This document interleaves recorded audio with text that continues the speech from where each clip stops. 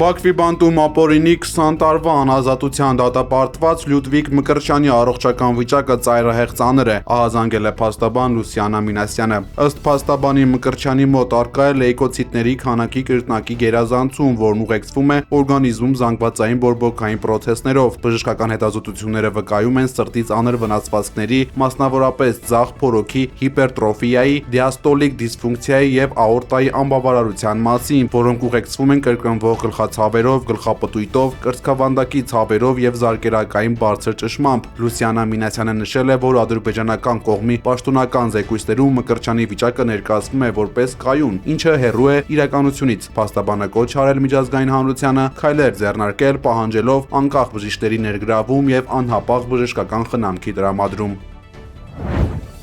Բողոքի ակցիա են իրականացնում մուլտիտաբակ գործարանի աշխատակիցները։ Նրանք պահանջում են բացել գործարանն ու վերականգնել աշխատելու հնարավորությունը։ Աշխատակիցների խոսքով ընտանիքի հոգսերը, վարկերն ու հարկերը կուտակվել են։ Մենք ողորմություն չենք ուզում, մենք պաշտոն չենք ուզում, մեր գործարանը բացվի, մեր այս ամբողջ ժողովուրդը այստեղից սնվում է։ Չի կարելի, ինչա նշանակում քաղաքականություն են վարում, մի ամբողջ գործարաններ փակել են, մարդիկ սոված ծառա պատերի տակը, պաշտոն չենք ուզում, հաստիկ չենք ուզում։ Մեր սովորական գործարանը բացվի, մենք Այսօր ես ինչի պիտի իմ աշխատողների հետ, իմ կոլեկտիվի հետ մենք դրսում մնանք։ Մենք իրանցից ոչ ողորմություն ենք խնդրում, ոչ էլ եկել ենք ստեղ, որ խնդրենք, աղաչենք մեր գործանը բացեն։ Կա օրինական օրենքով որոշված կարգ ու կանոն։ Ստուգեցին, թող պարտավորված լինեն բացեն, այս ստուգման ընթացքում մենք համ կաշխատենք, համ էլ մնացած մեր գործերը կկարողանանք կազմակերպենք։ Մեկ ուրիշ աշխատակից էլ խոսել է այն խնդիրների մասին, որոնք կառաջանան, եթե գործարանի աշխատանքը շուտով չվերսկսվի։ Նրա խոսքով պահեստում ունեն մեծ քանակությամբ պայստավորված պատրաստի արտադրանք՝ նյութ, հումք, մասնավորապես թութուն։ Օրական 2 անգամ ստուգվում է միկրոկլիման, որ այն հարմար լինի թութունի պահման պայմաններին։ Այնինչ գործարանի կապարակնքումից հետո այդ ամենը չի արվում։ Մուլտիտաբակ գործարանը 130-ից ավելի աշխատակից ունի, որոնք արդեն 9 օր է մնացել են առանց աշխատանքի։ ԱՄՆ-ին հայոց կաթողիկոս Գարեգին II-ն այցելել է Հայաստանում Իրանի դեսպանատուն եւ իր հարգանքի տուրքը մատուցել Իրանի նահատակ գերագույն առաջնորդ Այաթոլլահ Ալի Խամենեիի հիշատակին։ Հայաստանում Իրանի դեսպան Խալիլ Շիլողամիի հետ հանդիպման ժամանակ նա իր ցավակցությունն ու կարեկցանքն է հայտնել Իրանի կառավարությանն ու ժողովրդին եւ հույս հայտնել, որ Իրանի խաղաղասեր ժողովուրդը կկարողանա վերականգնել անվտանգությունը։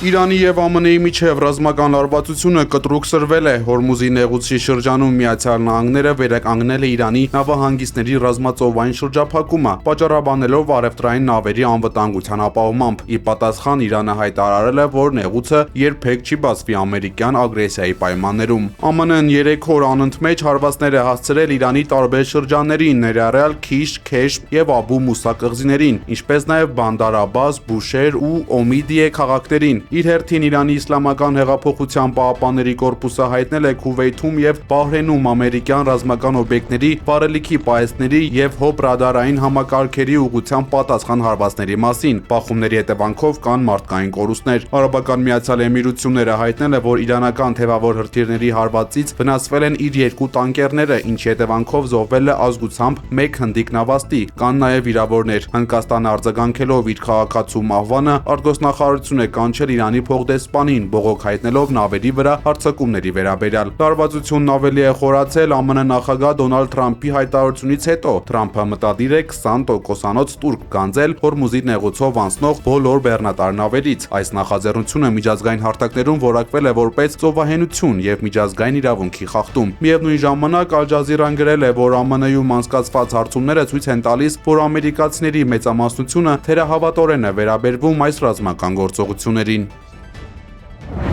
Every one of them is underwater. They had ԱՄՆ նախագահ Դոնալդ Թրամփը պաշտոնապես տեղեկացրել է Կոնգրեսին Իրանի դեմ ԱՄՆ հարվածների վերսկսման մասին, գրել է The New York Times-ը։ ԱՄՆ նախագահը նաև հայտարարել է, որ Միացյալ Նահանգները մտադիր է երեքշաբթի երեկոյան հզոր հարվածներ հասցնել Իրանին։ Սպիտակ տան ղեկավարը պնդում է, որ Միացյալ Նահանգները կարող է վերացնել Իրանի ներկայիս կառավարության ներկայացուցիչներին։ Թրամփը կարծում է, որ Իրանի այդ հուշագիրը փորձություն էր, որը Թեհրանը ձախողել է։ ԱՄՆ կենտրոնական հրամանատարությունը հայտարարել է, որ Իրանի բոլոր նավահանգիստների եւ ափամերձ տարածքների ամերիկյան ռազմական շրջափակումը կրկին կսկսվի հուլիսի 14-ին ժամը 23-ին։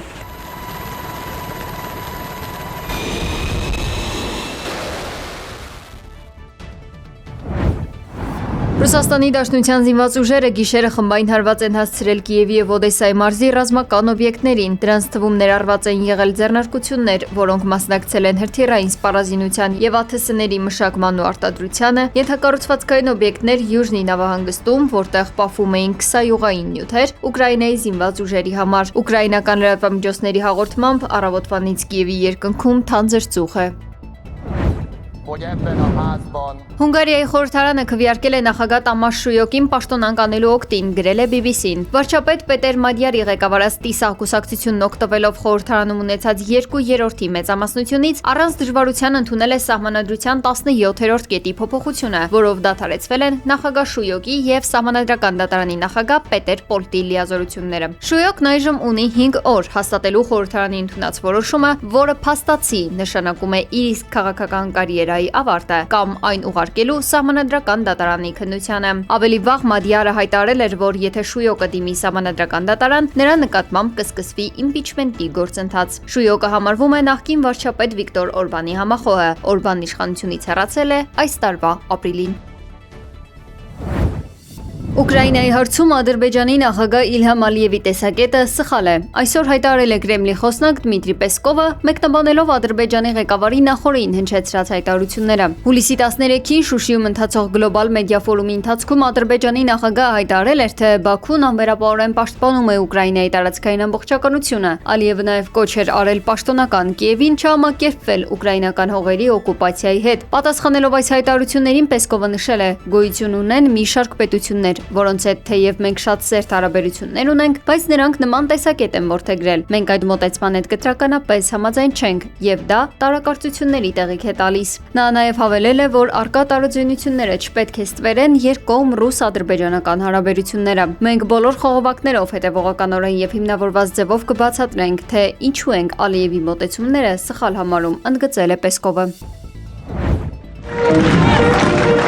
Առաջին անգամ պատմության մեջ ուկրաինացի զինծառայողները մասնակցել են Փարիզում Բաստիլի գրավման օրվան նվիրված ռազմական շքերթին։ 25 ուկրաինացի զինծառայողներ քայլել են կամավորների կոալիցիայի երկրների զինվորների հետ։ Սա Ֆրանսիան ներկայացրել է որպես Ուկրաինային աջակցության խորհրդանշական քայլ։